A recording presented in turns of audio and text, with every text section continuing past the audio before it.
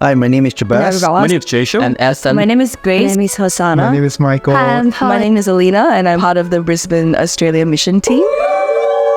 We started about a couple of months ahead where we were meeting, assigning roles, talking to our AFJC coordinator, MJ, and we also collected church-wide donations for children clothes and toys. Such a great opportunity just to explore what missionary life looks like. But during this trip, my eyes were really open to the living conditions of the people at the slums. I actually went around with Pastor Alan to distribute the tickets, and it made me think about how many more lives that have been touched and that could be touched by this simple act of giving. The team had prepared a giant pot of champorado and distributed it to the unprivileged. People had their plates ready, and I can see they queued so much with eagerly waiting for their food. I often think that I only have little to offer. Times as well, I often rationalize the impact of my giving. Seeing how God blessed the many one through the feeding program, it has challenged me again and again to trust God in my giving, that God could use my limited giving to bring unlimited impact. There was one day we went to a slum area and sing caroling to people who live in there. I just see how they rejoice in God's presence. Like there's nothing changed. Their living condition is still the same, and the challenges they are facing right now in their life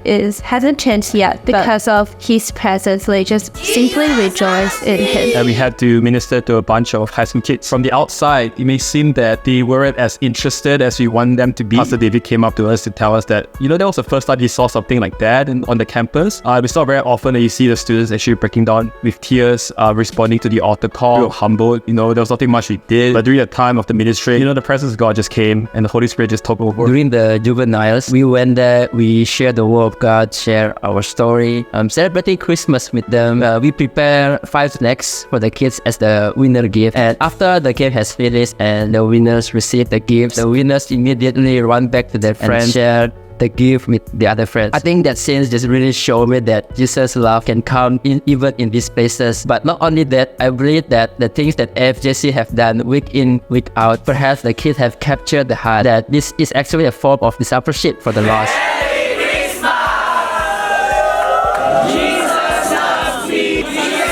And one of the ministry that we went to was the Orphanage. During the time when we were celebrating Christmas with them, even though it was a season of joy, peace and hope, when we were praying for them and ministering to them, we really felt that sense of brokenness, pain and hurt that these little children were experiencing even in their hearts. And even though we may not entirely fully understand what they were going through, one thing that remains, there's a God that is chasing and pursuing after them. Personally, the highlight for me was the prison ministry. I was very nervous going into it. I thought to myself, why are they not handcuffed? Why are they not behind bars? We literally were surrounded by prisoners that day. And it was my turn to share the testimony. Suddenly, it wasn't me sharing anymore. I know the Spirit of the Lord was there and He put words in my mouth that day. Prisoners are just the title. They're just as desperate with a touch of heaven like us. They broke down, cried, and asking for prayers is something that will be imprinted in my heart forever. But I think just the amazing presence and power of the Holy Spirit was so tangible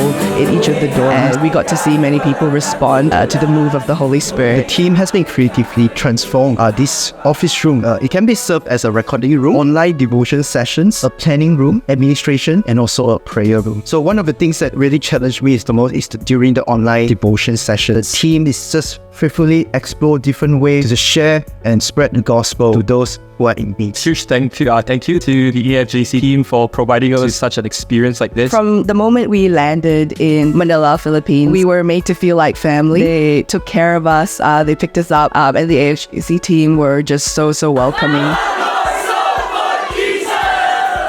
My prayer and encouragements to all of us is to trust God that He can use the little things that we offer, and as well as that God will continue to use AFJC to reach many lives. And for other people out there, if you want to contribute or experience what it's like as well, I really encourage you to reach out to AFJC too. Nothing you do is too small or too little, and you'll be surprised at what God can do through you. Come along and join. You never know how your step of faith in obedience might not just impact your life, but also your relationship. Like me and my team, we were so blessed to be serving alongside with the AFJC team. Their heart, their zeal, and the fire for God and people are really a valuable lesson that we have learned from. Short-term mission with long-term impact. Want to grow your love for God and for people? Yeah! Come on. Join us at AFJC because we are all about short-term missions with long-term impact.